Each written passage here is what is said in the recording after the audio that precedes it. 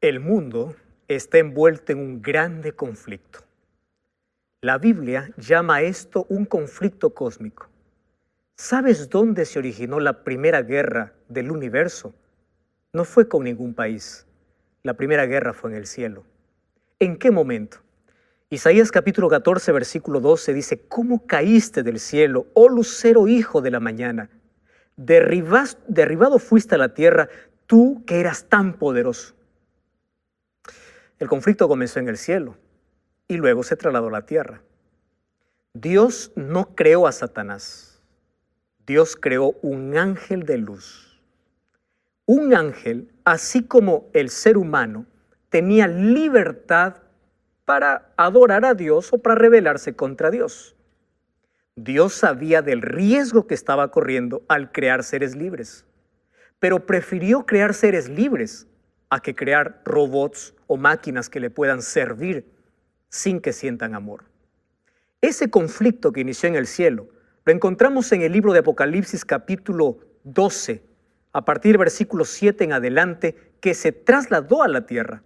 ¿Por qué? Porque según Apocalipsis 12, 7 dice que en el cielo se levantó una guerra entre Cristo y sus ángeles y Satanás y sus ángeles. En esa rebelión, él se convierte en el mayor poder opositor contra Dios. Y ese enemigo trata de desfigurar el rostro de Dios. ¿Sabes cómo lo hace? Culpando todo lo que ocurre en este mundo. Todo lo malo, toda la tragedia, todas las cosas terribles que acontecen. El ser humano termina culpando a Dios, cuando detrás de esto hay un enemigo que trata de desfigurar el amor de Dios. Ahora, Cristo murió por el ser humano. Venció a ese enemigo en una cruz y le devolvió aquel dominio que Adán y Eva perdieron. Sin embargo, este conflicto continuará. ¿Sabes cuándo tendrá su final? Cuando Cristo venga para poner punto final a la historia de este mundo. Bienvenido, está comenzando Biblia Fácil. Gracias por estar aquí acompañándonos y gracias también a nuestros amigos que están aquí con nosotros semana a semana, programa a programa, capítulo por capítulo, ahora estudiando en esta temporada el libro de Daniel. Nuestro tema de hoy es dos poderes en conflicto. Todos nosotros hemos experimentado esa lucha, ese conflicto en nuestra propia vida. Pablo lo describió así: quiero hacer lo bueno, pero no puedo. Cada vez que quiero hacer el bien, termino haciendo el mal. ¿Acaso ese conflicto no se vive en nuestro corazón? Claro que se vive. Dios no creó al diablo. Él se convirtió en enemigo de Dios porque usó mal su libertad. Como nosotros, si usamos mal nuestra libertad, podemos unir nuestro destino con ese poder. Una persona me dijo lo siguiente: pastor, ¿qué le costaba a Dios destruir al diablo y se acabó el asunto? Porque eso sería lo más práctico. Él no tendría que morir, el ser humano no tendría que pecar, todos felices, todos contentos, se acabó todo. ¿Le costó algo a Dios? Claro que no le costó. Pero recuerden que Dios no solo creó el mundo, Dios es el creador de todo el universo. Si Dios hubiese destruido al diablo cuando éste pecó, entonces todo el universo le hubiese servido a Dios por terror y no por amor. Es decir, nadie podría usar su libertad. Ahora, ¿por qué para Dios hubiese sido fácil destruir al enemigo y decir aquí se acabó la historia? Sin embargo, los otros seres que Dios creó jamás entenderían por qué ocurrió esa destrucción. Además, Dios tomó una decisión. La decisión fue de que el pecado se revele por sí solo. Y es por eso que existen tanta tragedia, tanto dolor, como consecuencia del pecado. El universo está a la expectativa de lo que acontece en nuestro mundo. Entonces ellos saben a dónde condujo el pecado. Gracias a Dios que hay esperanza de que la historia de este conflicto va a terminar y ya sabemos quién es el ganador. Todo lo que tenemos que hacer es formar parte de las filas de este ganador, que es Cristo. El conflicto es real. De ese conflicto hablaremos hoy. Ustedes recuerdan que el pueblo de Israel, o el pueblo de Dios, tuvo tres grandes reyes. El primer rey fue elegido por Dios mismo, se llamó Saúl. Luego de Saúl vino David. Y luego de David, el tercer rey más sabio de toda la historia se llamó Salomón. Salomón, según el libro de Reyes, dice que compuso más de 3,000 proverbios y 5,000 cantares. Y no existió otro ser sobre la tierra como Salomón en sabiduría. Estamos hablando con excepción de Cristo cuando vino a esta tierra. Sin embargo, cuando Salomón murió, ¿quién iba a gobernar el pueblo? Su hijo. ¿Cómo se llamaba su hijo? Roboam. Ahora les cuento un poquito la historia. Esta historia está en Segunda de Crónicas o Segunda de Reyes capítulo 10, o Segunda de Crónicas 10 también. Allí dice que cuando Roboam o cuando el pueblo se reunió para poder coronar a Roboam como rey, vinieron para pedirle para hacerle un pedido. Por favor, le dice, tu padre fue muy duro con nosotros. ¿Tú crees que puedes ayudarnos un poco? Y él le dice, vengan luego de 3 días. El pueblo se va. Roboam se va a pedir consejo de los ancianos y le dice, mira, tienes que llevarte bien con el pueblo. A veces es bueno escuchar la voz del pueblo. Y está bien, tu padre fue muy duro. Bueno, luego se fue a pedir consejo de los más jóvenes y los jóvenes le dijeron, ¿qué? ¿Te vas a dejar dominar por el pueblo? Tú dile al pueblo así, miren, si mi padre fue malo, yo voy a ser 10 veces más que él. Yo voy a ser más duro que él. Entonces, allí vino el pueblo después de 3 días. ¿Y qué cosa ocurrió? Allí Roboam escuchó no la voz de los ancianos, sino la voz de los más jóvenes. Cuán importante es escuchar consejos de aquellos que tienen más experiencia, ¿verdad? Y se fue al pueblo y le dijo, miren, yo voy a ser más duro. El pueblo se rebeló contra Roboam. Y al rebelarse contra Roboam, ellos eligieron otro líder llamado Jeroboam. Entonces, allí se terminó la unidad de Israel. Hasta ahí eran 12 tribus que conformaban una sola nación. Con Roboam ocurre una división. Entonces, se divide Israel norte y sur. En el norte estaba Samaria, que era la capital, y en el sur estaba Jerusalén, que era la capital. 10 tribus fueron con ¿quién? Con Jeroboam, y 2 tribus fueron con Roboam. Ahí ocurre la separación de este pueblo llamado Israel. Daniel capítulo 1, versículo 1, nos habla lo que ocurrió con el reino del sur. ¿Correcto? Vamos entonces al libro de Daniel, capítulo 1, versículo 1. Dice así, en el tercer año del reinado de Joacim, ¿de dónde era rey Joacim? De Judá, vino Nabucodonosor, rey de Babilonia, a Jerusalén y la sitió. Vamos a quedar solamente hasta ahí. ¿Está bien? Muy bien. Daniel capítulo 1 comienza el libro con un conflicto. ¿Recuerdan ustedes, en el capítulo anterior vimos de que el tema principal en el libro de Daniel, ¿qué cosa era? Conflicto. Comienza el libro con una guerra. Una guerra aparente entre 2 países, una guerra entre 2 reyes, pero este conflicto va más allá de una guerra de ese momento. Este conflicto representaba el conflicto cósmico, el conflicto universal. Si ustedes se dan cuenta, aquí hay una guerra entre Joacim y Nabucodonosor, entre Babilonia y Jerusalén. Ahora, ¿quién estaba de parte de Jerusalén? Dios. ¿Quién estaba de parte de Babilonia? Babilonia es conocida como una nación que se rebela contra Dios. Aquí hay una lucha de 2 reyes, de 2 poderes, de 2 dioses. No es una simple lucha, no es una simple batalla. Ahora, fíjense una cosa. Este conflicto que nos lleva a pensar que es un conflicto universal, tiene algunos elementos muy importantes. Entonces aquí no es solo un conflicto entre Jerusalén y Babilonia, sino entre el gran Jehová o Elohim y el gran Dios de Babilonia. Babilonia tenía más de 1500 dioses en su panteón babilónico. El dios principal de Nabucodonosor se llamaba Bel-Marduk. Solo que para contabilizar todos sus dioses, ¿saben cómo lo contabilizaban? Como 666. El número 666 comienza contabilizando los dioses de Babilonia. Ahora, esta ciudad politeísta va a conquistar ¿a dónde? A Jerusalén. Ahora, un dato curioso es el siguiente, que la palabra Jerusalén y Babilonia, ¿sabe dónde aparece? En Génesis. Y Jerusalén y Babilonia va desde Génesis hasta el último libro de la Biblia, que es Apocalipsis. Solo que algunas veces habla de Jerusalén literal y otras veces habla de Jerusalén como la ciudad celestial. A veces habla de la Babilonia literal y otras veces habla de la Babilonia espiritual, como una confusión de todas las religiones. ¿Dónde tiene su origen, por ejemplo, Jerusalén? Allí en el libro de Génesis capítulo 11, versículo 2, encontramos la edificación de la Torre de Babel. Ustedes recuerdan esa historia. Después del diluvio, los hombres dijeron, vaya a ser que venga otro diluvio sobre la tierra. ¿Nosotros qué cosa vamos a construir? Vamos a construir una torre que llegue ¿hasta dónde? Hasta el cielo.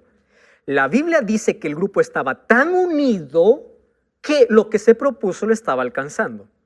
La única manera de poder parar aquella construcción, ¿cómo fue? Confundiendo las lenguas. Por eso se llamó Babel. Babel, que significa confusión. Y de Babel, ¿qué cosa viene? Babilonia.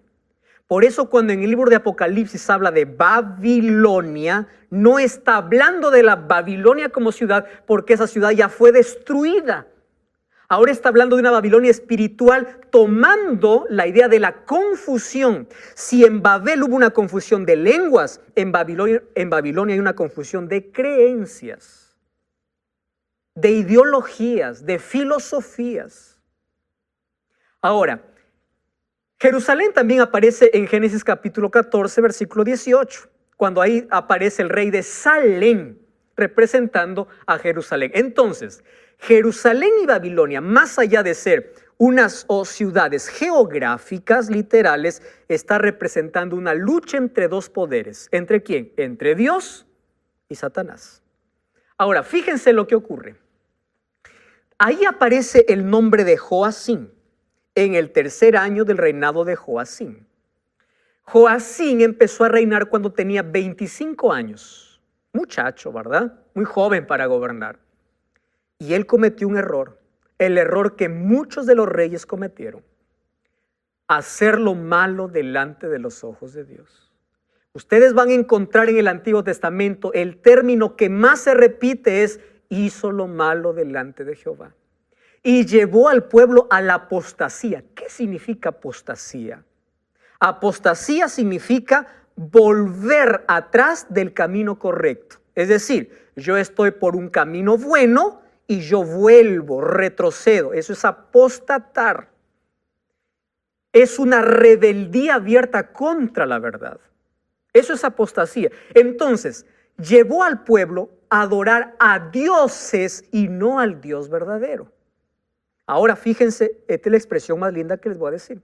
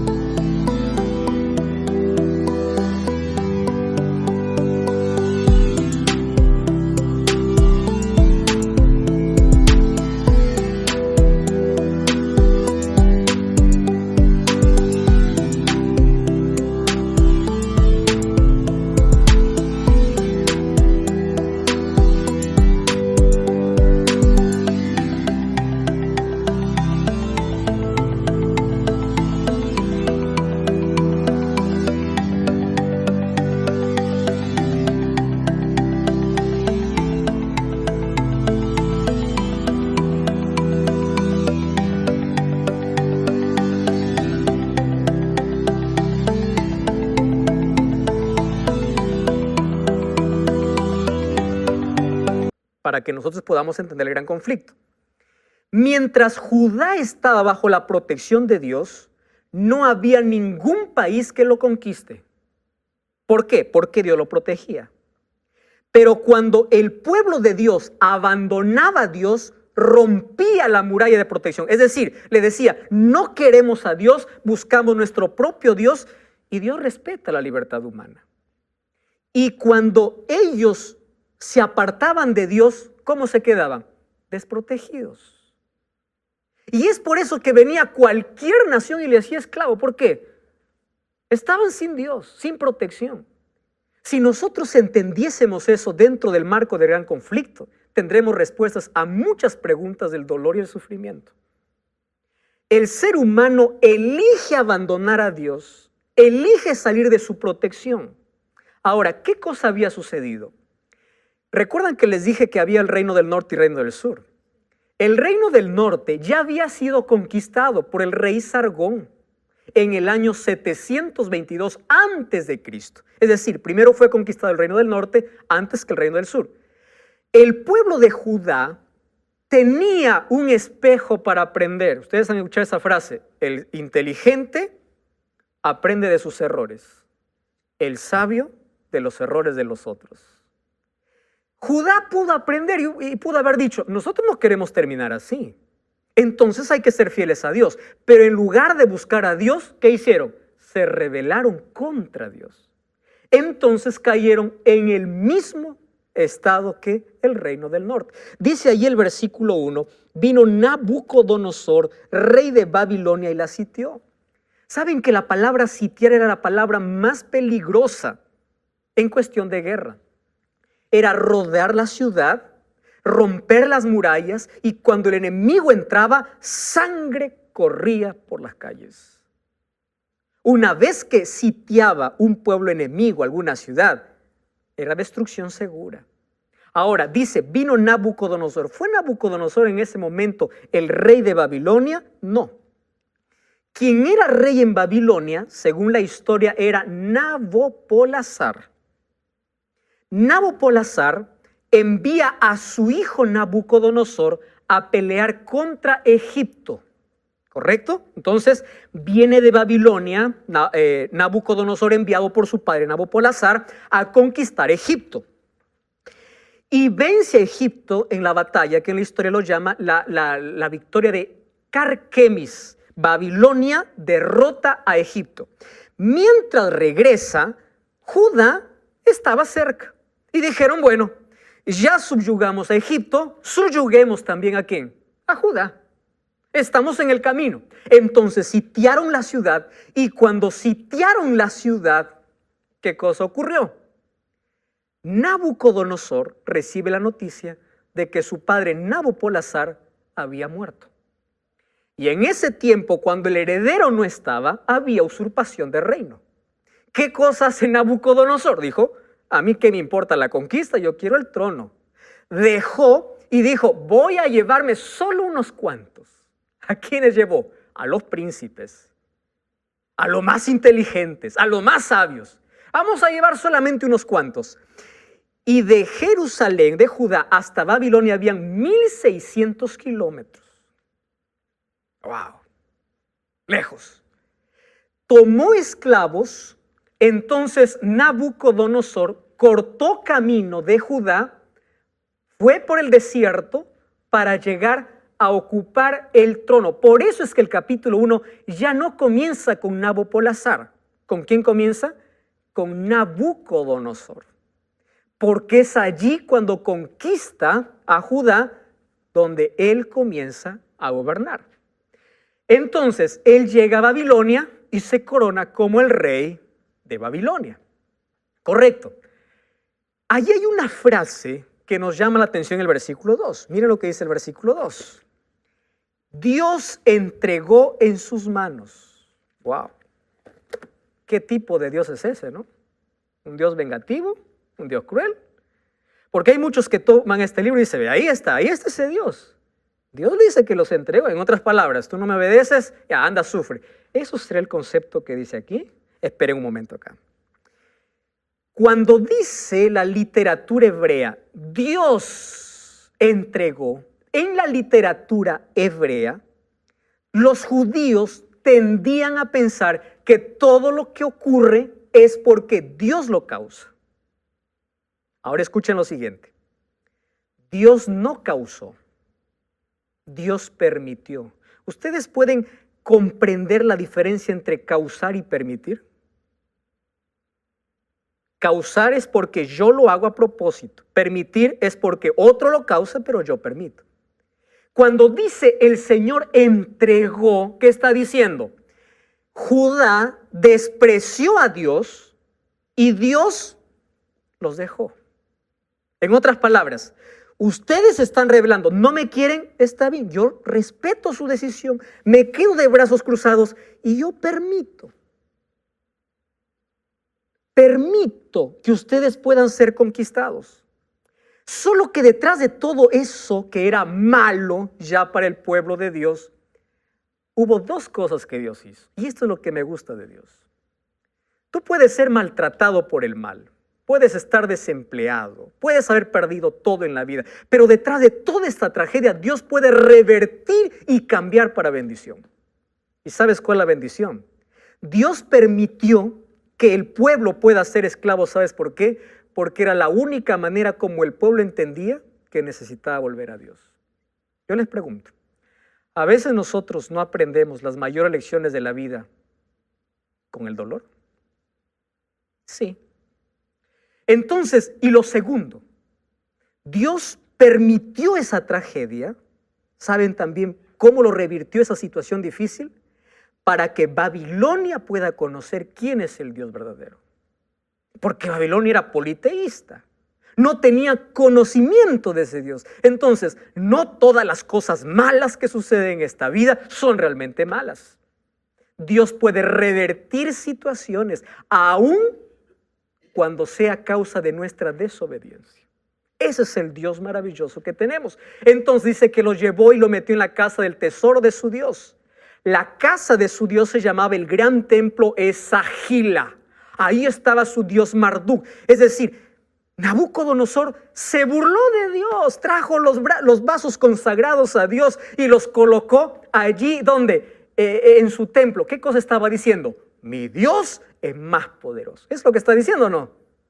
Aquí hago lo que yo quiero, porque mi Dios venció a ese Dios. Entonces ahí viene la pregunta. ¿Aquí acaso ustedes no ven a un Dios derrotado? Quiero que imaginen conmigo. Daniel está siendo llevado encadenado. Llega allá a Babilonia. Y en Babilonia todos están celebrando, aplaudiendo. Ahí están adorando a su Dios. Y decía, victoria, victoria, victoria. ¿Ganamos a quién? Al Dios de Israel. Nosotros ganamos. ¿No, ustedes no han visto que a veces parece que el mal triunfa sobre el bien? Victoria, hemos ganado. Yo imagino allí acercándose a Daniel. ¿Dónde está tu Dios? ¿Y por qué tu Dios no les defendió? ¿Alguna vez a ustedes no les han hecho esa pregunta? ¿Tú eres cristiano? ¿Por qué estás desempleado? ¿Por qué Dios, tu Dios, permitió que perdieses a tu hijo? ¿Alguna vez hicieron esa pregunta? ¿Dónde está tu Dios? Y aunque hay cosas que nosotros no entendamos en este grande conflicto, Daniel siguió siendo fiel a Dios aún en la tragedia. Aún en la desgracia, su corazón estaba con la firme convicción de que Dios estaba con él. ¿Y saben por qué? Porque Dios nunca prometió que en este mundo no sufriríamos.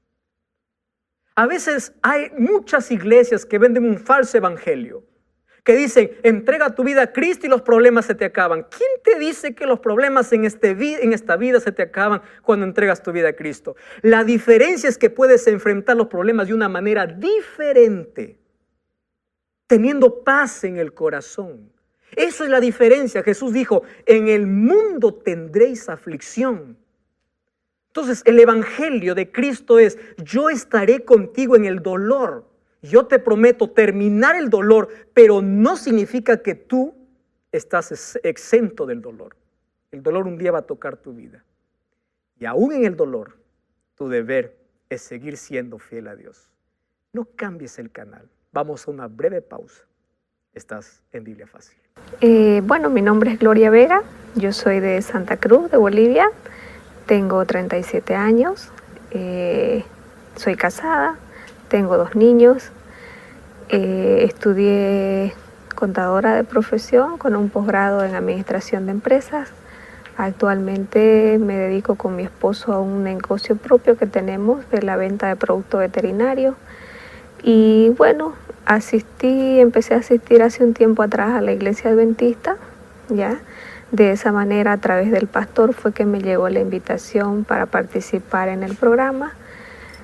Cuando me avisaron que era del tema de Daniel, me encantó muchísimo la idea porque si bien hace un tiempo atrás tomé la decisión, ¿no?, de querer conocer más profundamente a Dios y de querer seguirlo, siempre tuve curiosidad, ¿no?, por el tema de las profecías.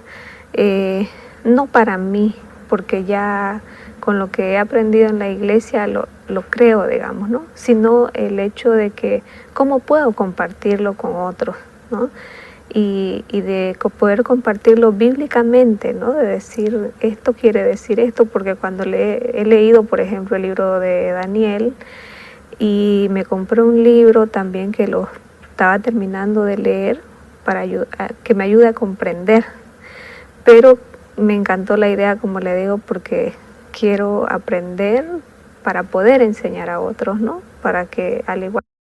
Estamos de regreso, esto es Biblia Fácil. Gracias por acompañarnos cada capítulo en esta temporada especial del libro de Daniel.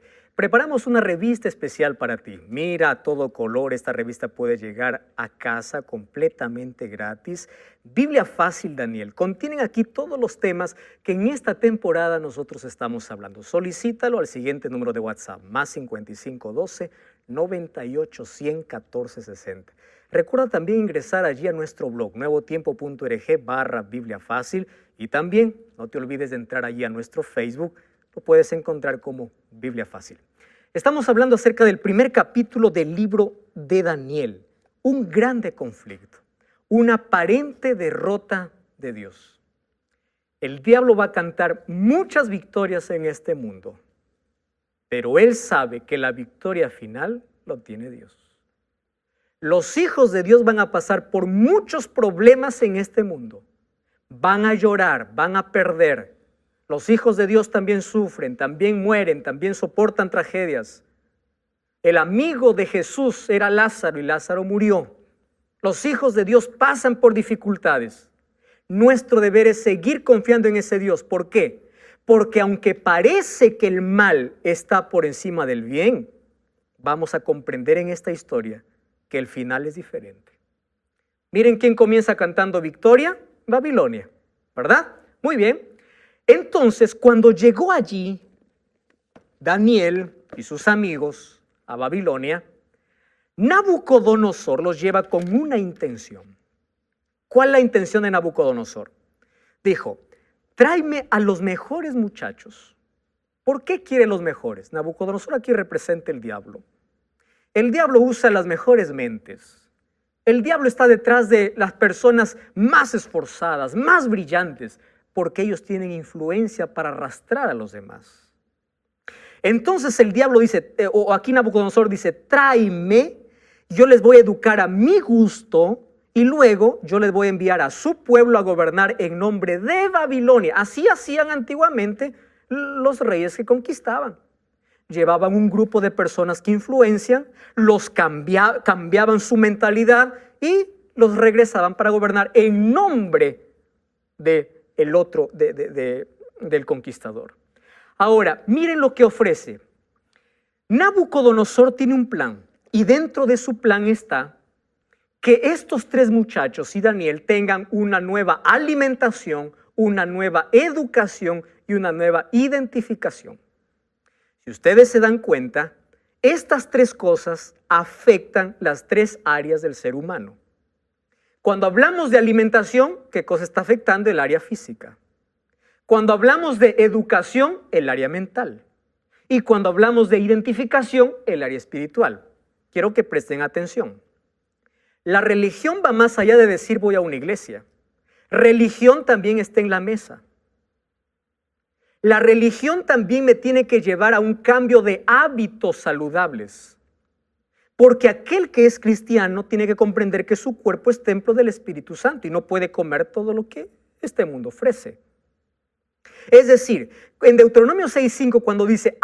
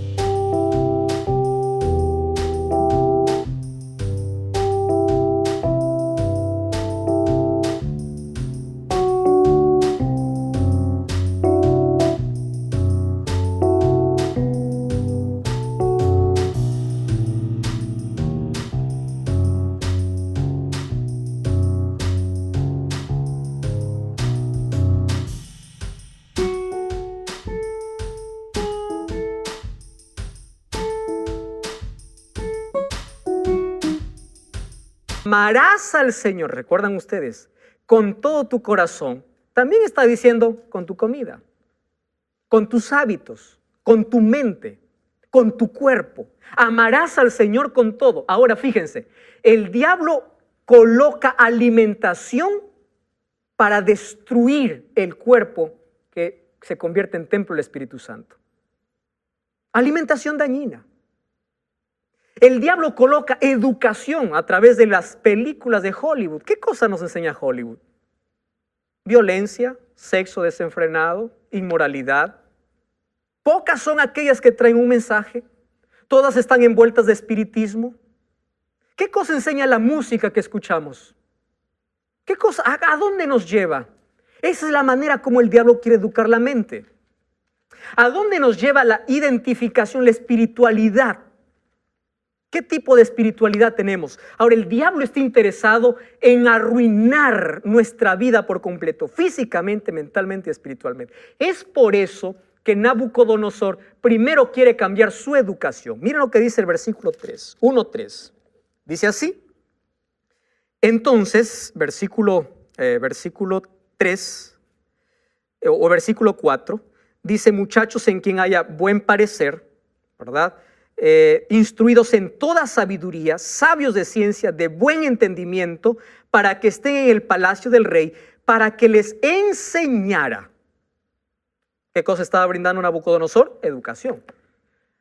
Ojo con lo que voy a decir ahora. Dios está interesado tanto en el desarrollo del ser humano. Su desarrollo profesional es parte del plan de Dios.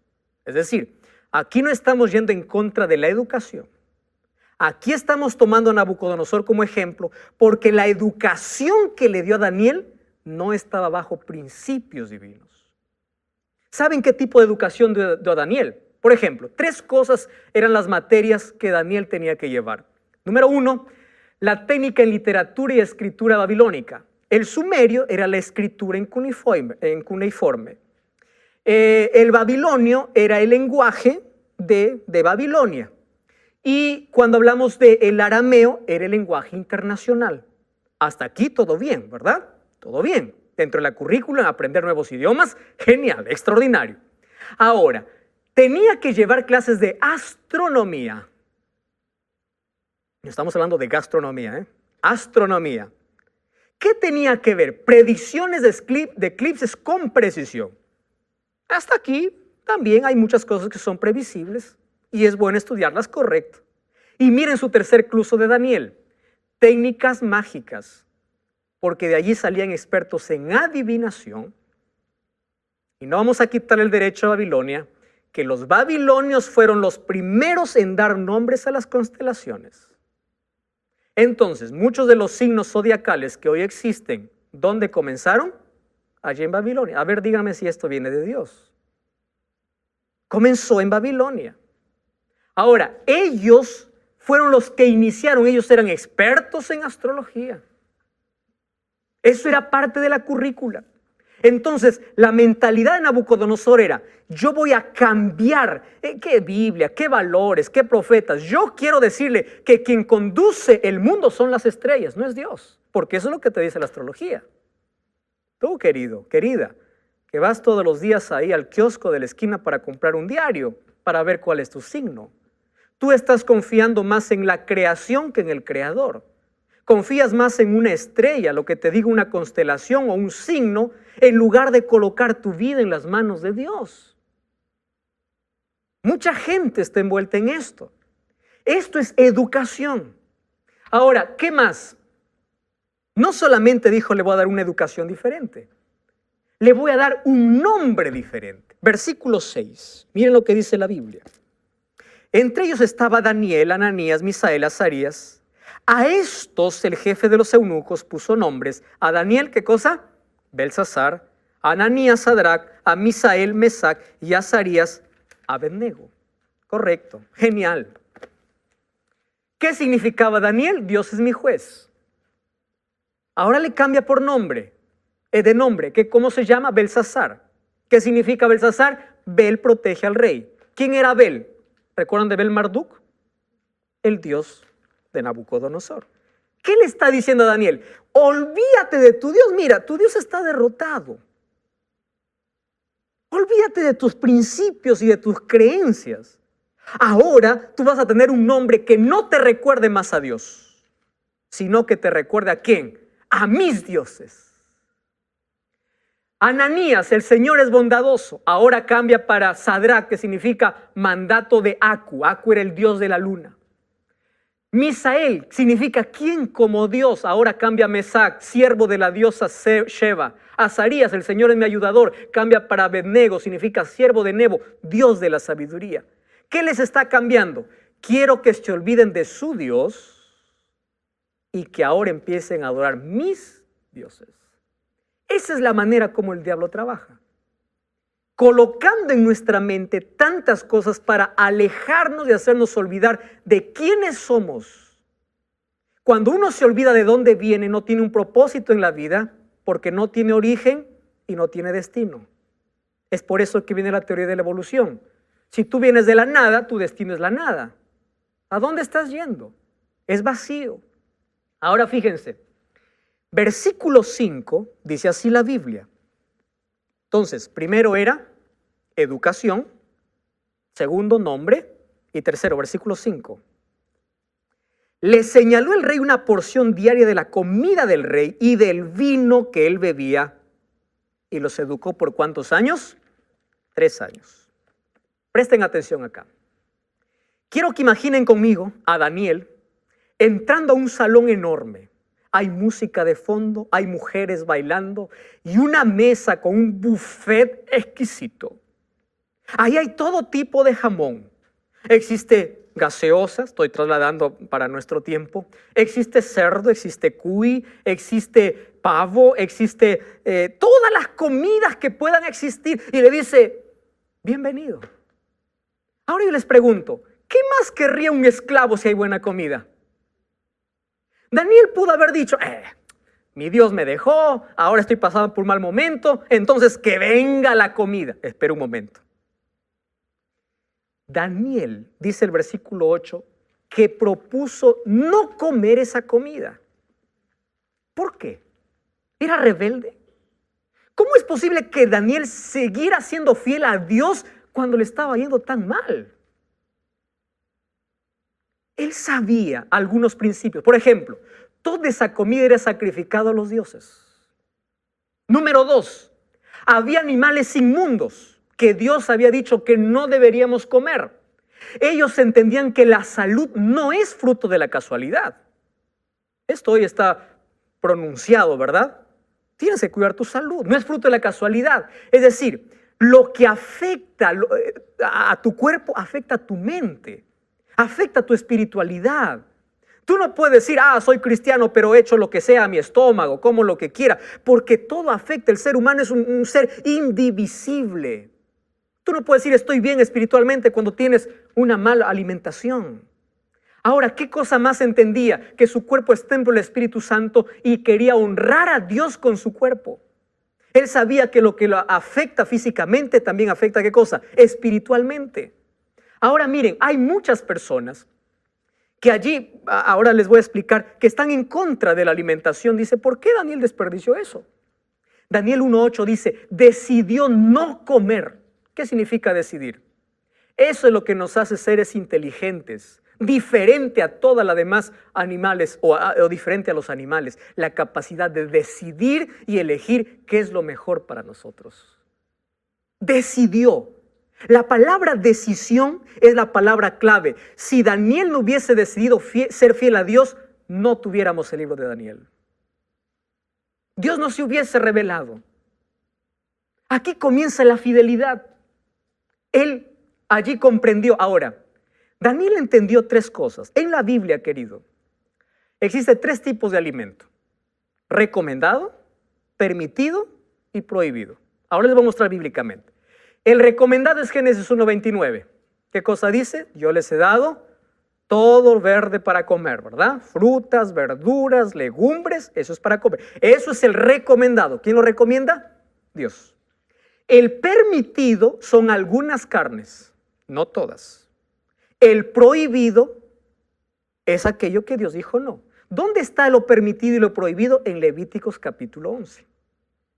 Una persona me dijo así: pastor, esos son leyes levíticas. ¿Por qué hoy yo me puedo privar de comer cerdo? A pesar de que hoy la Organización Mundial de la Salud ya sacó, ¿verdad?, un artículo sobre 10 o 12 razones para no comer más cerdo. ¿Por qué yo no puedo comer otras cosas? ¿Acaso ustedes se acuerdan de una visión que tuvo Pedro? Cuando Dios le dice: Pedro, levántate y come, y ahí había todo tipo de animal inmundo. Dice, ahí acabó. Quiere decir que los animales inmundos eran para los judíos. Espera un momento. La visión que recibe Pedro no está hablando de una alimentación. Está hablando de que él llamaba inmundo a los gentiles. Y eso está en Hechos capítulo 10. Tienes que leer todo el capítulo. Es decir, Dios separó el alimento permitido, prohibido y recomendado. Tú eliges. Ahora, fíjate una cosa. ¿Por qué Levítico 11 sigue siendo el capítulo y el libro donde hasta ahora es vigente para hacer la distinción entre limpio y inmundo? ¿Sabes por qué? Porque la inmundicia es permanente. Quiero que entiendas algo. Dios llamó inmundo no en Levítico. ¿Sabes cuándo llamó inmundo? En el tiempo de Noé. ¿Te acuerdas cuando hizo el arca? ¿Qué cosa le dijo Dios? De los animales limpios, ¿quién está llamando inmundo y limpio? Dios. ¿Comprendes esto? Esto no tiene que ver con el judío, porque es Dios quien determina qué es limpio y qué es inmundo. Número 2, fue Dios quien lo llamó inmundo en Deuteronomio 14:3. Ahora, no, pastor, es que con una oración se limpia la comida. Vamos a Job, vamos a leer ese texto, ¿les parece? Job capítulo 14, versículo 4. Miren lo que dice Job 14:4. Dice así: ¿quién hará puro a lo inmundo? Y la respuesta es una: nadie. Es simple el texto. ¿Quién convertirá a lo que Dios hizo inmundo? ¿Quién dirá que eso es puro? Nadie. Ahora algunos dicen: no, eso formó parte de las leyes levíticas. Espera un momento. La alimentación no era nada tipológico. ¿Qué quiere decir? Aquel sistema de sacrificios acabó en la cruz porque los sacrificios señalaban a Cristo, pero la comida no señalaba a Cristo. ¿Con qué tenía que ver la comida? Con que tu cuerpo es el templo del Espíritu Santo. Eso dice 1 Corintios 6:19. ¿Saben?